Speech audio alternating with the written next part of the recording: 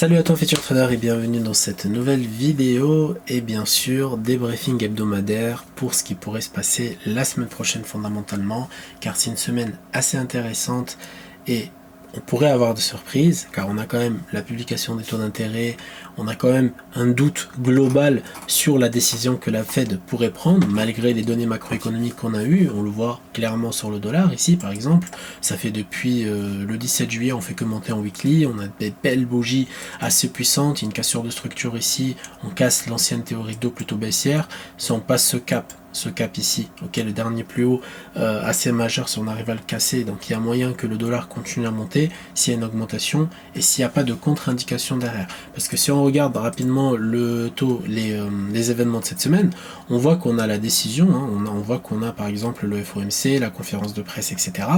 Mais juste la semaine d'après, en fait, ce qu'on a, c'est qu'on a la consommation, on a pas mal d'indicateurs de consommation, confiance de consommateur, commande des biens durables, on a le PIB, on a une promesse de vente leuve, etc., etc.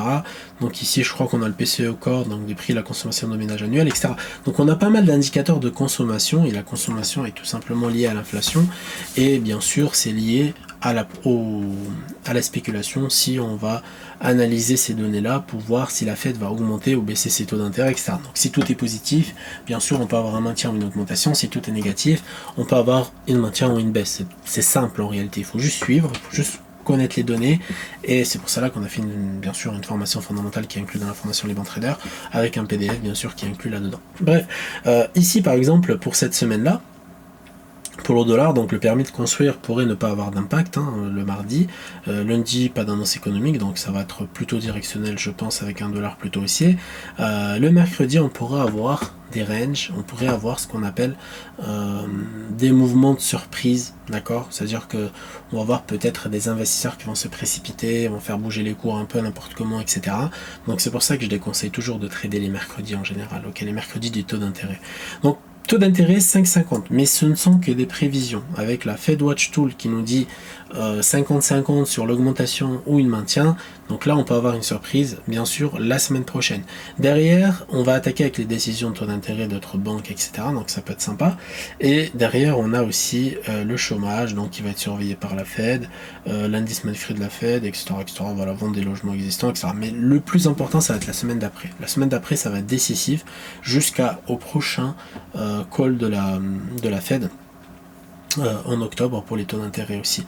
Donc là ça va être très délicat cette semaine, honnêtement le sentiment de risque va être un peu perturbé, donc même moi personnellement j'aurais du mal à m'orienter parce que je serais obligé d'attendre ce qui va dire la Fed à partir de mercredi pour pouvoir poser on va dire des lots corrects et avoir des résultats un peu meilleurs que ces résultats là, parce que si on regarde mes résultats cette semaine avec le dernier trade que j'ai pris vendredi sur l'or, on est quand même à 4571, donc ça représente à peu près 2% sur 400K de capital sur MT5, mais voilà, c'est médiocre, avec en plus une position en attente que j'ai complètement oubliée sur l'or, qui voilà quoi. Donc je pense que cette position, je vais la clôturer ce soir dès l'open à partir de 23h30 pour pouvoir m'en débarrasser, parce que c'est sûr et certain que là j'ai perdu 500$, ce qui représenterait peut-être 4K de résultats pour la semaine.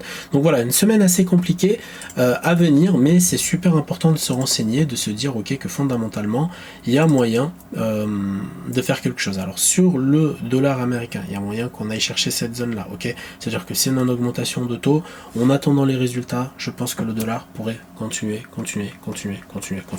Par contre, si on a un sentiment flou, on pourrait ici casser le plus haut, ok, créer un déséquilibre, revenir, mais c'est du weekly, en attendant bien sûr les prochaines publications des taux d'intérêt, parce que là clairement, techniquement, on a cassé le dernier plus bas, ok, qui est juste là. Maintenant, si on casse celui-là, on va créer une nouvelle théorie d'eau plutôt haussière, et là ça peut être sympa pour le dollar et pour les investisseurs forex bien sûr qui vont vendre de l'euro-dollar, du GBP USD, etc., etc. Sur la volatilité, qu'est-ce qu'on a? On a une compression de la volatilité, compression, range, etc., ce que vous voulez, mais là en fait on est bloqué entre 12 et 15 en moyenne, parce que là on pourrait même pas dire que c'est monté à 18, c'est monté à 18 le 14 août, donc ça fait à peu près un mois, mais honnêtement sur la volatilité c'est un peu la hesse comme ils disent, ok. Donc sur le Dow Jones, donc pareil, même sentiment ici en range, c'est dégueulasse, ça bouge pas, ça attend les taux d'intérêt, ça attend le sentiment de risque positif pour pouvoir se mettre à racheter. Donc qu'est-ce qu'on pourrait attendre en attendant les taux. Donc qu'est-ce qu'on pourrait faire, qu'est-ce qu'on pourrait ne pas faire. Donc ici on pourrait prendre un tout petit peu plus de risque, ça veut dire que attendre que le marché fasse ce qu'on appelle une accumulation, donc en dessous de ces levels là, ok, c'est à dire que le marché là il est ici, ok, il vient ici, ok, donc il vient sur ce niveau là qu'il a testé depuis à peu près le 8 septembre, et qu'il nous fasse une petite accumulation comme ça, et qu'il nous fasse un déséquilibre là, et là on pourra shorter en attendant les taux d'intérêt, ok. Donc je pense que le meilleur point d'entrée c'est ça. Après le deuxième plan que je pourrais avoir moi personnellement sur le Dow Jones, donc c'est un truc comme ça, et là un déséquilibre, level algorithmique et level bien sûr ici important qui a été touché plus de 2 fois, on passe en dessous, et là on pourrait créer notre zone de valeur, mais on pourra trader à l'achat et à la vente à peu près par là, donc trader en range en attendant. Alors moi je sais que je vais trader, mais la plupart des investisseurs malins, ok, qui veulent pas prendre de risques, ils vont normalement ne pas trader, et voilà, après chacun sa stratégie. Pour ma part, j'aime trader et ça me dérange pas de trader même en prenant des risques, ok.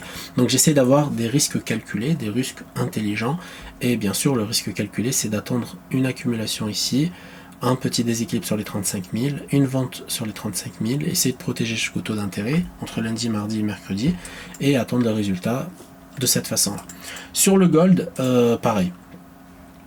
Le gold en fait ici, quand on regarde en H4, ok, on voit un très beau rejet ici. Ok, on a un très beau rejet sur une zone de valeur.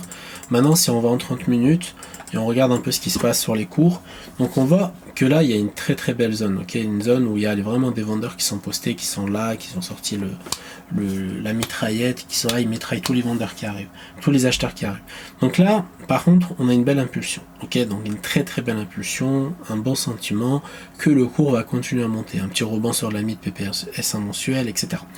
Donc ici, si on a un déséquilibre comme ça, création de zone de valeur, on pourrait faire un truc comme ça, voire même un truc comme ça en attendant les taux d'intérêt. Ok, donc moi ce que je surveille aussi pour de la vente, c'est vraiment la cassure de ce niveau-là, venir faire peur aux vendeurs, ok, un truc comme ça, bam, et là on pourrait repartir, voire même aller jusqu'au PP mensuel. Donc ça dépendra de comment le cours va se comporter sur le moment. Je peux pas faire des prévisions, loin du jour J, c'est demain quand même que ça va se passer.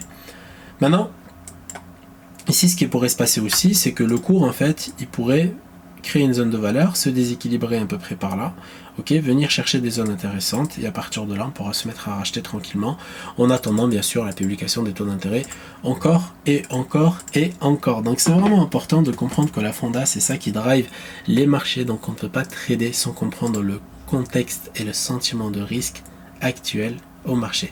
Si ce genre de contenu t'a plu, n'hésite pas à mettre un petit like, un petit commentaire, et pourquoi pas t'abonner si c'est pas déjà fait.